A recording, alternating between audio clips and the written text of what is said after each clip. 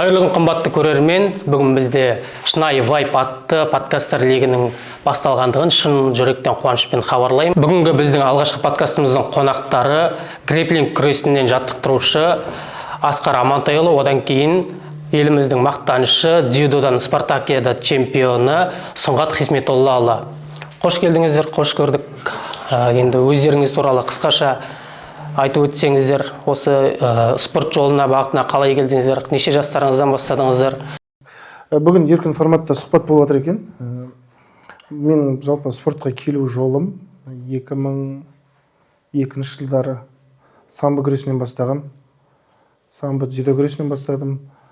Кейін сол 2012 жылдары қарай осы грэпплинг күресіне ауысып, қазіргі таңда бапкерлік жолында жүрмін. Шәкірттер тәрбиелеп жатырмық. Аллаға шүкір. Енді осы жолда білім жолында осы жастардың спорттағы қызығушылығын арттырамыз деген ойдамыз. Менің әріптесім бар, Сұңғат бауырымыз. Осы қазіргі таңда дзюдо күресінен, қасақшы күресінен майталман деп айта аламын.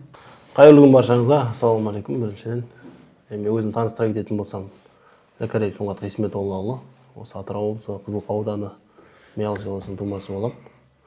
Енді ең алғаш күреске келген жолым бір себебі ол өзімнің әкем спорт мектебінде жаттықтырушы болып қызмет атқарды. Сол кезде сол кісінің себеп болуымен 1998 жылы қателеспесем бірінші сыныпқа барған кезде сол күрес жолын бастадым. Енді аудандық жарыстарда, облыстық жарыстарда күрес жүрдім, оның арасында біраз үзілістер болды. Одан кейін мектеп бітіргеннен кейін Атырау облысының осы Халил Мұхамедұлы атындағы университетке оқуға түсіп, содан кейін күрес жолын жалғастырдым. Осы уақытқа дейін 2023 жылға дейін спортшы болып, осы Атырау облысының Қазақстан Республикасы намысын қорғап, біраз үлкен жарыстарда күресіп өнер көрсетіп жүрдік. 2023 жылдан бастап қазақ күресінен облыстың аға жаттықтырушы қызметіне тағайындалдым. Қазір осы 26 жылдың қаңтар айынан бастап дзюдо күресіне ауыстырып, осы дзюдо күресіне жаттықтырушы қызмет атқарып жатырмын. Қазақстан барысы бар еще, да? Бізде қатысушы, Жалпы бүгінгі тақырыбымыз патриотизм ел рухының айқын белгісі. Осы тақырып жолында әңгіме өрбітетін боламыз. Жалпы спортшылар үшін патриотизм деген, отан деген ұғым нені білдіреді?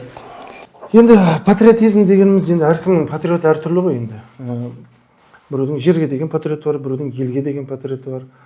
Біреудің сол әркімнің енді патриоты әртүрлі. Қазіргі мына жастардың патриотын, мысалы біздер енді мен ойлаймын, бұна елді көрсету үшін, патриоттықты сезімді көрсету үшін, дамыту үшін мәдениет саласынан, біреу экономика саласынан, біреу спорт саласынан көрсете алады деп ойлаймын. Әлемге таныту ғой. Патриотизм деген жалпы әлемге сол еліңді мақтан етіп көрсету ғой. Сол елге деген махаббатың сенің. Например, бізде елге, мысалы, елімізді мәдениет жағынан дамытып жүрген, әлемге таныстырып жүрген, мысалы, Димаш Құдайбергенов бар. Димаш Құдайбергенов, былай қарап отырсаң, енді Қазақстанды бүкіл әлем біледі деп айта алмаймын, бірақ сондай бір танымал адамдардың арқасында, мысалы, Димаштың арқасында Қазақстан елін қарау мүмкін бір елдер. Например, спортқа келетін болсақ, енді спорт саласына Сметов Елдос бар. Сметов Елдос, Геннадий Головкин деген сияқты сол жігіттер елге, бүкіл әлемге елімізді танытып жүр. Сол енді жалпы патриоттық сезім жастардың қазіргі руханият деп айтады ғой, рухани ішкі жан дүниесін ояту деп. Сол отан, патриотизм сол отбасынан басталады ғой. Үйден сол елге де, сол елдің ауасымен тыныс алады, сол елде тұрады. Алғаш мектеп табалдырығын аттайды. Сол елдің ауасын жұтқаннан кейін, сол елдің суын ішкеннен кейін, сол жердің тұрғынымен, сол елдің мәдениетімен өмір сүргеннен кейін, жайлап кішкентай кезден бастап балада патриоттық сезім болу керек деп ойлаймын өзімнің субъективті пікірім. Мен Сәке, патриотизм. Қазір 21-ші ғасыр болғаннан кейін, қазір әлеуметтік желі, цифрлық дәуірде айтамыз ғой. Сол қазіргі жастарға мысалы жаттығуға баруға, неге дисциплинасына кері әсерін тигізем, онымен жалпы күресудің қандай жолдары бар, сол туралы айтып өтсеңіздер. Өйткені қазір көбісі әлеуметтік желіге қарсы хейт көп қой, былайша айтқанда осындай баланың миын улап отыр, санасын улап отыр. Қазір тиктоктан шықпай қазіргі жастардың сол бұрынғы спортшылар мен қазіргі балалардың спортшылардың арасындағы айырмашылық, әлсіздік немесе мықты тұстары жайында айтып өтсеңіздер. Мына ауыр тақырып да больной тема, актуальный. Енді бәріміз де спортшы болдық бір жағынан. Қазір енді Аллаға шүкір шәкірттер тәрбиелеп жатырмық қой. Солардың бір жетістігін көрейік деп, елге деген, жерге деген бір ең болмаса зиян тимесе де пайдасы тисін деген мақсатта бір елдің туын көтерсе екен деген мақсатта чемпион болып енді бәріміз тәрбиелеп жатқан шығар. Ол барлығын бірдей чемпион болуы мүмкін емес. Бір адами тұрғыда қалыптасу шығару ғой біздің мақсатымыз. Енді білмеймін, қазір жағдайда манағыдай телефонның бірдеңе кедергі болуы деген, енді біздер ересектер арасында жаттықтырушы болғаннан кейін енді өздері түсінігі бар балалар жеңіске жеткісі келсе өзінің мана режимін ұстап, манағыдай көптеген телефондардан алшақтап, енді шыны керек қазір енді кішкентай балалар көбісі сол ғой, сіз айтып отқандай мана телефоннан шықпайды, Телефоннан түспейді. Шыны керек біздің бала кезімізде мысалы ауылдық жерде телефон дейтін нәрсе болған жоқ қой сол кезде. Ол кезде даладан неше түрлі ойынды ойнаймыз. Бертін керек те ғой енді. Жалпы сол қазіргі балаларды спортқа қызықтырудың қандай бір жолдары бар деген сияқты. Мысалы әлеуметтік желіні бір жағынан пайдаланып та мысалы кейбіреулер тартады. Мысалы провокация жаңа айтып отқан өзіңіз контент ретінде залдан жаттығулар, қызықты оқиғалар, күрес мысалы. Қазір Қазақстанда ең бір дамып жатқан спорттың бір түрі футбол деп айтуға болады. Өйткені кешегі соңғы чемпиондар лигасынан шыққаннан кейін қазақтың балалары қазір шетелдік ойыншылардың атын емес, өзіміздің Дастан Сәтбаев, Темірлан Анарбеков сияқты адамдардың атын үлгі алып жатыр. Сол сияқты тағы да қандай жолдары бар деп ойлайсыздар? Не істеу керек? Сосын одан кейін жалпы спортшының өмірдегі басты ұстанымы мен ережесі қандай болуы керек? Сол туралы. Енді ол спортшыларды енді мақсат мана қызықтыру жайында айтып кетсек, ол дейтін мысалы әлеуметтік желі деп мана кейбір жаман жақтар да бар, оның бір жағынан пайдасы да бар да ол жерде. Қазір шыны керек барлық спорт школдарда мана неше түрлі жеке клубтар бар ғой. Әлеуметтік желі арқылы көріп барады ғой балалардың бәрі соған қызығушылық арттырып. Мысалы дзюдодан мысалы Елдос Сметовті айтсаңыз, олимпиада чемпионы мысалы. Бокста бар, бокстан бар, неше түрлі спорт түрлері бар. Сол бойынша. Соған қызығып береді ата-аналар мысалы көбінесе әлеуметтік желі арқылы. Жалпы спорт айта кететін жайт. Жалпы көп адам ойлайды, спорт залға мысалы 50-60 бала келетін болса, оның бәрі чемпион болып кету деген ол мүмкін емес нәрсе. Білесіздер, мүмкін емес. Бірақ соның ішінде бір ата-ана маған баяда мен барлық возрастпен жұмыс жасадым. Жасөспіріммен де жұмыс жасадым, жастармен де, ересектермен де. Сонда жасөспірімдермен жұмыс жасаған кезде сонда бір ынжық балалар болады. Бір ата-ана маған рахмет айтқан кейін баламды спортқа бердім күреске. Ол өздігінен тұрып, үйді жинайтын болды дейді. Мусор төгеді дейді. Және де ерте тұрады, сабағын оқитын болды дейді. Бұл спорт не обязательно чемпион болып кету, постоянно. Ол бір әлем чемпионы болмауы мүмкін, Азия чемпионы болмауы мүмкін, бірақ ол тұлға болып қалыптасуы мүмкін да. Ол басқа бір салаға көмек септігі етеді. Ол мысалы құзырлы органға кіру мүмкін. Құзырлы органға кірсе, дисциплинасы бар, спорт режимі бар, шыдамы бар деген сияқты. Біреу басқа бір салаға кетуі мүмкін, экономика саласында да. Жалпы спорт баланы шыңдайды ғой, сабырлық үйретеді, шыдамдылық үйретеді. Мысалы, салмақ қуудың өзі спортшының дейді. Ол жалпы баланың мықтылығын білгің келсе дейді да, спортшы балалардың арасында дейді, салмақ қуғанда білінеді баланың характері дейді. Салмақ қуып шыдап, сол диетаға жүрген бала, ол міндетті түрде үлкен өмір бар, алдында келе тұрған, оның капиталды түрде дайын болу керек үлкен өмірге. Соған сондай сынақтарға шыдап береді деп, сондай бір тәжірибеміз бар балаларды көрген. Енді әлеуметтік желінің пайдасы да бар, зияны да бар, өзің білесің, қырғыз шәкірттер біледі. Мен ойлаймын, оны пайдаланып білу керек, шектеу қою керек деп. Менің өзімнің балаларым қазір үйде көке телефонды қойыңдар, телефон тастаңдар. Бірақ бір нәрсе бар. Енді ол шындық. Ол балалар телефон тастау үшін біз тастау керекпіз. Әлеуметтік желіні біз қою керекпіз. Енді неше түрлі рилс қарайды, неше түрлі мида нейрондар бар. Мысалы, айтсам қазір 1 сағат бұрынғы видео есіңде ме? Ешкім есінде емес та, сол сияқты. шектеу қою керек, шектеу. Жалпы қазіргі сіздердің жаттықтырып жүрген оқушыларыңыз, спортсмендер неше жастасыздар? Әртүрлі жаста бізде барлық возраст бар. Менде мысалы ересектер құрамасындамын, жаттықтырушы қызметте. Жалпы біздің енді өзіміздің спорт клубымыз бар. Әртүрлі ерекше жас ерекшеліктеріне қарай дайындалады. Бана патриоттықты айтып отырсың ғой. Бір 2022 жылы біз Испанияға бардық әлем чемпионатында. Сосын Абдрахим Қаршыға деген шәкіртім бар. Сол финалға шықты ғой қырғызбен. Сол кезде айтып отырмын, Қаршыға дауыс қарлық қалып білесің ғой, дауыс кетеді ғой. Дауыс деген дауысты бересің ғой ана жерде. Камераға жіберіп қоясың. Қаршыға соңғы енді финалдың соңғы минуттары өтіп жатыр. Сол кезде бір есімде менде бір сол видео бар. Қаршыға сен қазақсың ғой деп. Алаш айқайлап тұрмын, алаш жұрты бүкіл қазақ жұрты күтіп жатыр. Ол бана патриот деген мен ойлаймын үлкен додаға шығады ғой. Сол жауапкершілік, сол патриот деп ойлаймын. Бүкіл ел күтіп отыр, Атырау халқы күтіп отыр. Вообще Қазақстан, қазақ халқы күтіп отыр деген сияқты. Соған көріп жастар не істейді деп ойлаймын, үлгі алып банағыдай спортқа деген қызығушылық артып, бана әлем жалпы контент мәселесі өте дұрыс нәрсе. Егер пайдасы болса, Дұрыс пайдалана білсе. пайдалана білсе. Қазір медианың заманы ғой, әлеуметтік желінің дамып тұрған заманы ғой.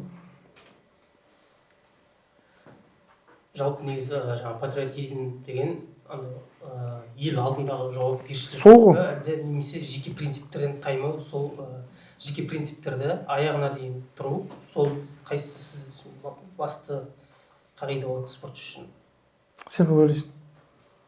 Әркімдік әртүрлі. Бізде мысалы жаңа Асекең айтып отыр ғой не деп. Мысалы шетелдер жарыста енді бүкіл Қазақстан намысын қорғап күтіп отырады, еще тікелей эфирде көреді. Бізде мысалы ана пьедесталға шыққан кезде ол міндетті түрде бірінші орын алса, мысалы палуан спортшылар міндетті түрде Қазақстан Республикасының әнұраны ойналады. Дұрыс па? Сол кезде қазақтың көк туы көтеріліп жатыр ана жерде. Ондай сезім енді ерекше болады. Мен өз басымнан да өткен. Қазақтың туы көтеріліп жатқан жерде басқа шетелде жүрсің сен. Үлкен мақтанышпен айтуға болады. Бұл ол жалғыз сенің емес, бүкіл қазақтың жеңісі ғой, қарап тұрсаңыз мысалы. Енді бірақ қандай жарыс болғасын, бәйге болғасын, андай жеңіс пен жеңіс қатар жүреді дейді ғой. Мысалы спортшының көптен күткен осы финалға шығып, жеңіліп, немесе финалдан бірінде жеңіп, одан кейін травма болуы мүмкін ғой. Жарақат алады. Восстановление болу үшін қанша уақыт керек? Жоқ, былай физикалық тұрғыда емес, жалпы психологиялық үлкен ауқымды жарыстарда. Ол дұрыс айтасыз, мана ол психологиялық тұрғыда қазір өте үлкен проблема ғой. Бұл мысалы қаншама балдар бар да, мысалы мықты балдар бар, залда дайындалады, оның еңбегі дейтін кәдімгідей күндіз түні таңертең кешке жаттығудан қалмайды. Бір жарысқа келгенде мана баланы танымай қаласыз уже. Сол кезде психолог тұрғыдан кішкене мана мінез болмаса, онда манағыдай жүрек болмаса, мінез ең бастысы мінез ғой спортта. Тәртіп, мінез, дисциплина мана айтып отқандай. Енді жарақат алған кезде оған мысалы бір жарыстан кейін жарақат алып, одан кейін қойып кетіп отқан балдар қаншама мысалы. Сол бәрі сол мінезге келеді де, егер бір мақсат қойып алдынан осы жеңіске жетемін мен, қалай да десе, ол бала қалай солай жеңіп шығады да оны. Сіздер мысалы жаңағы өздеріңіздің спорт мектебіңіз бар, сол спорт мектебінде мысалы сіз өзіңіздің жаттықтырушы ретінде қатаң ұстанатын бір принциптеріңіз бар ма? Мысалы осындай нәрсе болмау керек, осы нәрсені жасамау керек деген сияқты. Мысалы маған бір оқушыларымыз айтамыз, мысалы Қазақстан чемпионаты келе жатады, алда айтасың, диета ұста, салмағыңды ретте дейсің. Соны ескертесің. Сосын жарыс жақындаған кезде салмақ қуалмай қалатын балалар болады ғой. Сол бағана айтып кеттім ғой, мінезден деп. Сол көңіл күйде кәдімгідей түсіріп дейді. Білесіз ғой, бапкерден салмақ қуалмайды, ол деген салмақ қуу айтып отырмын, бана салмақты ұстап жүру, салмақты қуу деген ол қазіргі қоғамда спортшылардың арасында бір дерт болып тұр, солай ғой. ПП ұстану, білесіз ғой, правильный питание.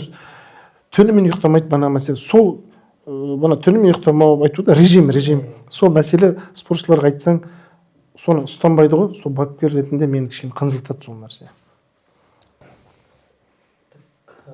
Жеке принциптерді айтып өттік.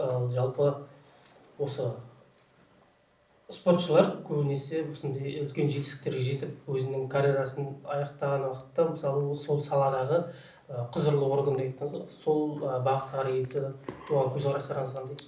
Жалпы негізі көп жерлерде экономисттер, менеджмент оқыған, жергілікті басқару оқыған адамдар сол билікке басқаруға отырды да қазіргі таңда мысалы алатын болсақ Геннадий Головкинді айтып өтсеңіз, қазір ол әлемдік деңгейдегі мысалы басқаруда. Соған сіздердің көзқарастарыңыз қалай жалпы өздеріңіздің? Жалпы енді Сәкен айтсын, содан кейін жалғастырып кетемін. Енді біраз нәрсе айтады ғой. спортта жүрген кезде енді біз өз басымызда өзім туралы айтып кетейін. Мысалы көп жылдай спорт саласында жұмыс жасадық қой, спортшы болып мана күресіп жүрдік. Енді шыны керек басқа жұмысқа барғың келеді, бірақ бәрібір сол спортқа айналасың, шыға алмайсың да. Менің өз пікірім, мен басқаларын білмеймін енді қалай болатынын. Көбінде сондай да. Басқа жерге де жұмысқа кіріп баттым мысалға. Одан спортшы тренерствоге шақырды, жаттықтырушы қызметке. Мен ойлаймын, енді көбісі спорттың айналасында бала кезден бастап жүрген жерде ол жерден бүйтіп алшақтап басқа бағытта. Енді мүмкін кейбір адамдар, бірақ где-то бір 70-80% сол спорт саласында. Қазір қарап тұрсаңыз, көбісі спорттың мысалы басшылықта қызмет атқарып жатқан, мана лауазымда, үлкен лауазымда жүрген адамдардың спорт саласында бәрі кезіндегі мана спортшы болған адамдар елге қызмет еткісі келеді ғой енді. Мысалы ол жерге барғанда мақсаттар енді осы жердің спортын дамытсам екен, бір үлкен әлем, Азия, олимпиада чемпиондарын шығарсам екен, соларға бір септігім тигізсем екен деген мақсатта ғой енді бәрі.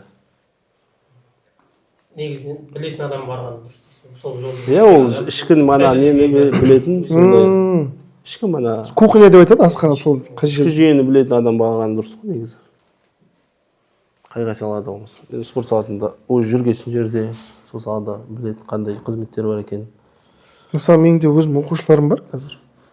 Сол арнайы жылдам қимылдайтын жасақ деп айтып отыр ғой, қазақстандыққа, орысша СОБР дей ма? Сол жақта жүрген шәкірттеріміз бар, прокуратурада жасайды, экономик саласында да жасап жатқан оқушыларымыз бар, жеке кәсіппен кеткен оқушыларымыз бар.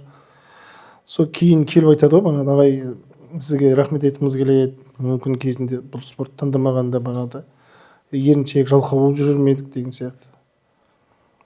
Келіп спортшылардың жалпы карьерасы қанша, неше жасқа дейін есептейсіздер өздеріңіз? Жалпы қазір балаларды байқайсың ба, цель жоқ. Көбіне қандай, мысалы, Сметовты алайықшы, да? Елдос Сметов қандай цель қойды, мақсат қойып білді алдарына. Олимпиада мысалы қарап тұрсақ. Мен олимпиада спорт түрлері туралы айтып отырмын. Үш медаль да бар ғой, мысалы. Олимпийский спорт. Бірақ әлі дайындық үстінде ғой, интернет желісінен көріп отырмыз, әлеуметтік желіден. Әлі дайындық үстінде де. Алтын алғаннан кейін де келесіне қатысам деп. Сосын мен тағы бір қосатыным бар, Сәке. Жалпы мына тұрмыстық жағдай спортшыға влиять етеді, келісесің бе? Тұрмыстық жағдай бар оның. Мынандай енді мысалы влиять еткенде жағдай төмен жетістікке жетуіне ме или спорт қойып кетуіне ме? Спортты қойып кетуіне де, және оның жетістікке жетуіне де тұрмыстық жағдай. Мен келсем, кейбір көп балалы ата-аналар бар. Балалар бір мықты баланы көріп тұрасың, 18-20 жасқа жеткеннен кейін, мен басымнан өткен нәрсе айтып отырмын. 18-20 жасқа жетеді, ол уже үйді асыраймын. Үйдің бағанағыдай үйді асырау керек, жұмыс жасау керек деген сияқты көп талантты балалар қойып кетіп жатады. Енді сосын бана тұрмыстық жағдай, әлеуметтік жағдай етіп отыр ғой тоже. Бұл бала енді залда тер төгеді, жұмыс жасайды. Пақат етеді ғой, короче айтқанда. Жоқшылықты көріп өскен балалар. Сол пақат еткеннен кейін үйге барады, дұрыс па? Ол бала дұрыс тамақтану керек, оның витамин зәтісі бар. Ол үйге барғаннан кейін қырғын бала, енді ол әркімнің өзінің тағдыры, өмірі әртүрлі ғой. Сол сияқты біреудің әкесі жоқ болуы мүмкін, біреудің әке шешесі де жоқ болуы мүмкін. Сол тұрмыстық жағдайларға байланысты кейбір спортшыларды сындырады. Бана жетістікке жеткісі келеді, или банағыдай бір сол жолда до конца жүргісі келеді деген сияқты ғой. Жаңағы тұрмыстық жағдай қазір қазақтың жалпы осы Орта Азия, Қырғызстан болсын, кинометографиясында осы спортқа қатысты кинолар көбісінің сценарий бойынша ата-аналары жаңағыдай қарсы болады. Не себептен сол жаңағы тұрмыстық жағдайдың әлеуметтің төмендігінен бе, әлде жалпы үрейдің басым болуынан ба, жаңағы жарақат не деген сияқты. Мен ойлаймын, мен өзім жеке субъективті пікірім, тағы да айтып кетейін. Негізі жалпы спортшылар бала өсіп кеткен кезде көбі банағыдай самоуверенность дейді балада. Сәкен қосыла кетер. Самоуверенность, бандит болып кете ма, ата аналардың өзінің ойы ғой, енді қорқатын шығар. Өсіп белгілі бір жағдайға жеткеннен кейін ол бандит болып кете ма, бір топқа қосылып кете ма деген сияқты. Біріншіден. Екіншіден, бұдан соң әлеуметтік тұрмыстық жағдайдың не жоқтығы деген сияқты. Сосын кейбір ата аналар айтуы мүмкін, спортта не бар да? Осы әңгіме қойшы. Не бар саған спортта? Не береді саған дейді. Жұмыс жаса, одан да деген сияқты. Сондай бір алып қашпа әңгімелер естіп жатамыз. Бірақ спортты дұрыстап жаттыққан, дайындалған бала түбінде бір нәрсеге жетеді. Мен соған көзім жетті. Сәке, келесің бе? Ол спортта дұрыстап қатысатын болса, бұзақы балаларға ермей, ерте жатып, ерте ұйықтау, бар, дисциплинасы бар, режимі бар. Ол ертең спортты қойған жағдайда да басқа бір салаға барады ғой. Басқа бір салаға барғаннан кейін міндетті түрде ол несін береді, жемісін береді ол.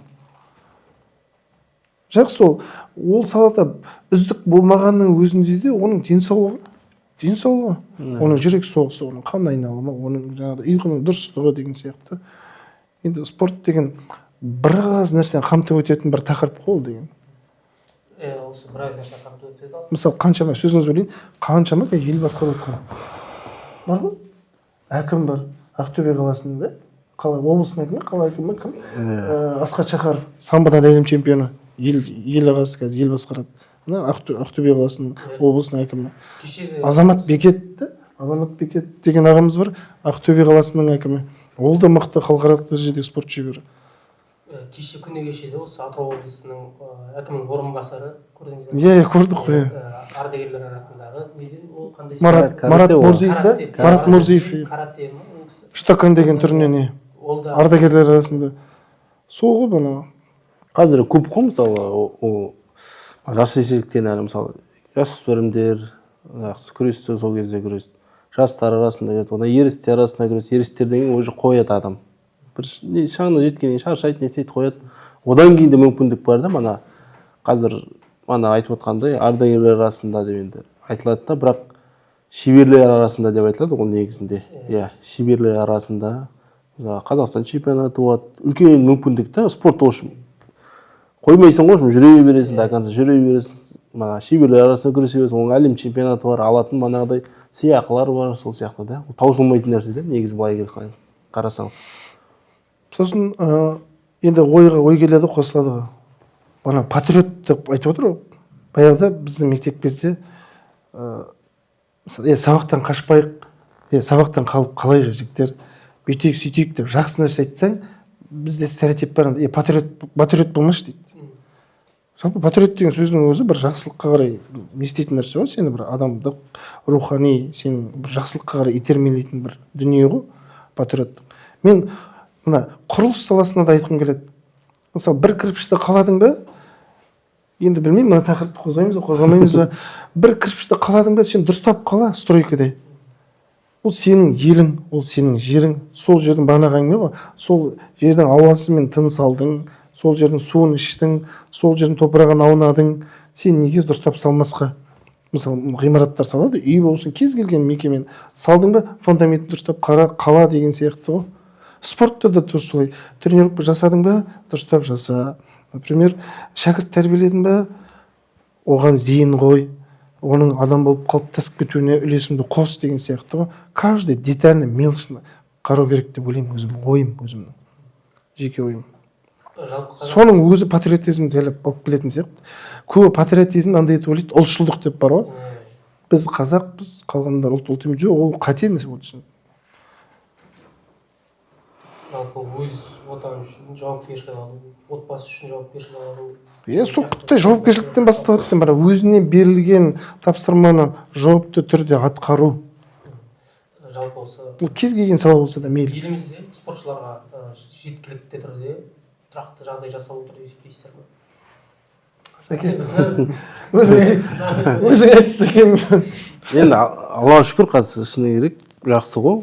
Мысалы, балдарға үлкен мүмкіндік қой. Өте керемет. Жарыстардан орын аласың, мысалы, ай сайынғы жалақысына тағайындалады. Шәкіртақы бар. Мысалы, шетелдегі жарыстар бар, тренер алады, мана өзінің бөлінген определенный несін. Одан кейін шетелдік жарыстарда гран-при, гранд-слам, әлем чемпионаты, Азия чемпионаттарында чемпион болса, оның тағы алатын жалақысы бар, ол жарыстың беретін ақшасы бар. Республикадан алады да, дресттен алады да. Республикадан алатын ақшасы бар. Сосын облыстан. Аллаға шүкір қазір жақсы, бәрін барлық жағдай қарастырып. Үлкен мүмкіндік қой қазір, шыны керек.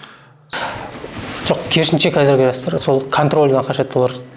Көбінесе мысалы қазіргі ата-аналар бұрын шетелге шығаруда, неден шетелге оқуға түсіруден неден қорқатын болса, қазір керісінше кеңістік бар, бірақ ата-аналардың жаңағыдай ойлау нәрсе, жаңағыдай қорқыныш қой, ата-ана оған бәрі уайым болады. Ал бірақ жаңа балалар осы нәрсені бәрі соңына дейін апарады да ол. Сотовый телефон қазір. Орта обязательно. Орта деген. Сосын енді қазір қоғамда үлкен бір белең алып тұрған нәрсе ол манағы не ғой? Нашақ қорлық бар, манағы неше түрлі синтетикалық заттарымыз бар. Көп жағдайды қарасаңыз, жанжалдың бәрі соның себепті болып отырған жағдайлардың бәрі. Ішік алып төбелеседі, манағы ішек алып төбелеседі. Түнімен ұқтамайды. Ең басы соны алдын алу керек та, сондай нәрседен басталып тұр ғой, қараттан қарап, былай кетіп жатсаң көшеде төсіп бермейсің. Сондай бір себеппен да. Құрметті ата-аналар, балаларымызды контроль ұстайық, қадағалайық. Оның сотовый телефон, оның телефонын қарайық, тексерейік.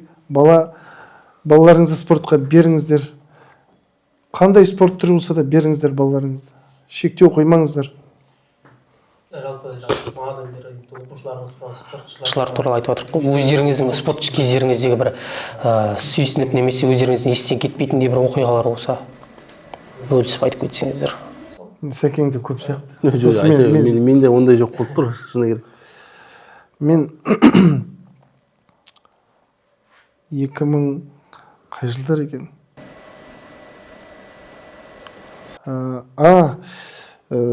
Атырауда 2005 жылы бір турнир өтті.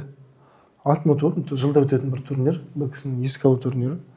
Сосын мен 55 килограмма салмақ қуу керек болдым. Самбы ма? Самбыда не? Самбы күресінен. Мен салмағым 60 қой, 5 килоға қуып жүрмін. Мен жақында жайлап салмақ қуып жүрген кезім ғой. Салмағымды қуып, Таразыға келіп тұрып, документ сұрайды, жеке куәлік. Үйге ұмытып кеткен ғой. Бітіп тұрмын бір екен. Кәсіпи жоқ. Жоқ, ол кезде 2005 қайда, 20 жыл өтіп кетті, 21 жыл. 2004 па, есіме түспей отыр нақты. Документің қайда дейді. Ұмытып кеттім. Сосын тұрмын да, өлейін деп тұрмын. Апарып, бітіп тұрып. Жай ол кезде сотовый телефон жоқ деп тұрды. Енді шығып жатқан кезде телефон. Барып үлгердім мен. Сосын сол жарыстан дұрыс бірінші орындықтан кеттім. Жас кездер, 16-17 кездер. Ант тұрған. Иә. Есіме түспейді. Салмақ қуудың өзі бір қуаныш, иә. Салмағын түсіресің ғой. Салмақ түсіресің. Вес деп айтады ғой. Сол кезде қуаныш бөлек қой. Ана салмақ қуғаннан суды ішесің. Суды ішіп, тамақты жеп отырасың. Белдесуде ұтылып қаласың, мысалы. Көзден жас. Ол жерде енді жылайын деп жыламайсың, мана кішкене. Намыстың ұтылғанын сеп, соған үшін күйіп. Жалпы спортта мандраж бар, қобалжу бар, уайым бар, салмағың бар. Қарсыластарың сенен әмір көрініп тұрады деген сияқты.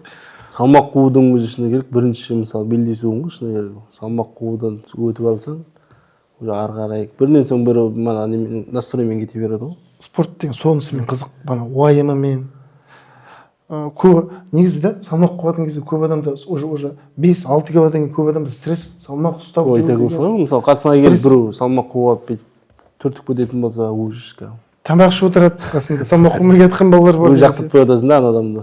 Біздер өзіміз сөз салмақ қуған жоқ. Бірақ оқушы тәрбиелеп жатыр, шәкірт тәрбиелеп соларды байқайсың ғой мысалы. Сөз көтермейді. Енді аш бала, білесің ғой, тоқ баламен ойнамайды ғой. Тоқ бала аш баланы ойнамайды. Сонда бір қызықты жылдар өткен, біз енді спорттық өмір, Сәкең бар, талай пойызда қызықтар өтеді. Жалпы енді спорт, негізі баланы спорт, мен ойлаймын жолда пойызда жүрген спортта баланы пісіретеді. пісірсең адамдар алады ғой кім жолды ел көреді десең басында айтқан қарапайым өз төсегін салып өзі жауапкершілік өзінің жұртын салып жүреді алып жүреді қалай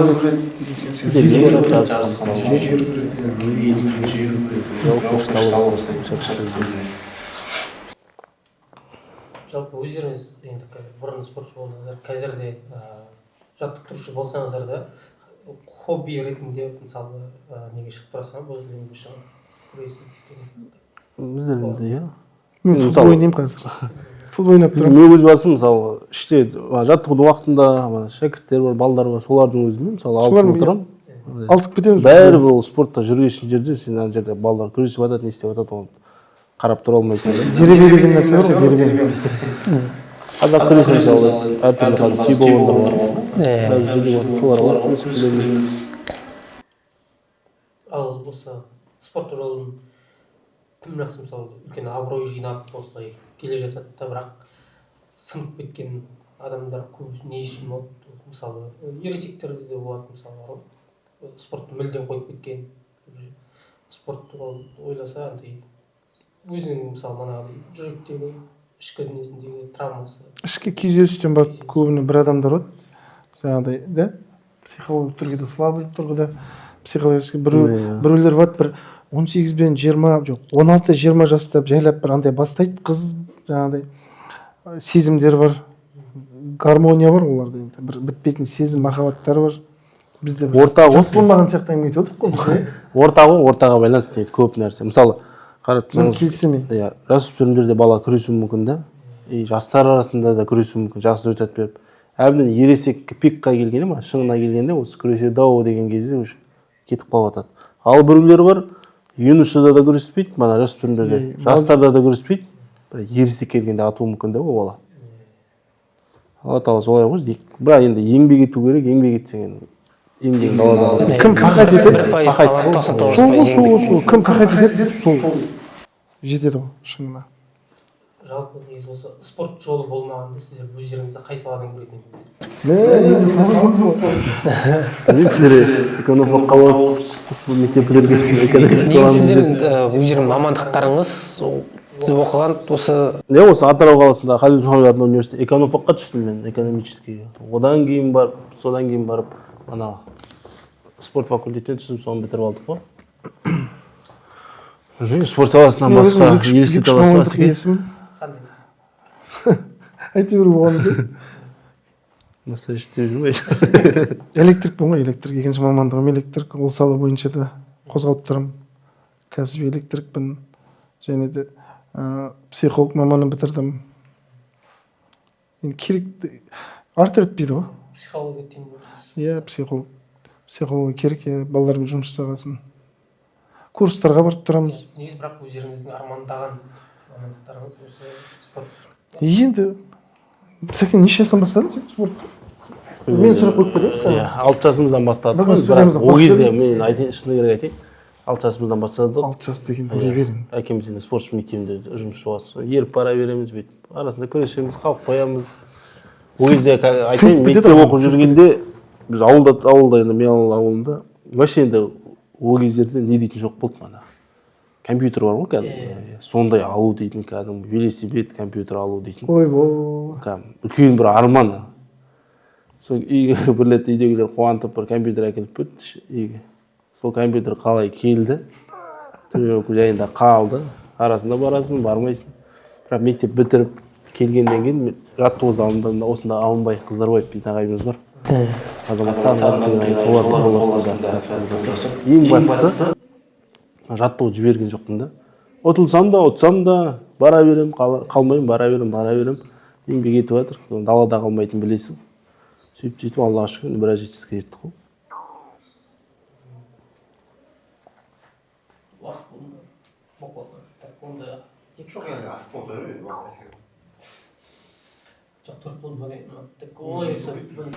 осы Асқар аға Сұңғат аға өздеріңіздің қазіргі жас буынға айтатын ақыл кеңестеріңіз болса бір ауыз соны айтып өтсеңіздер.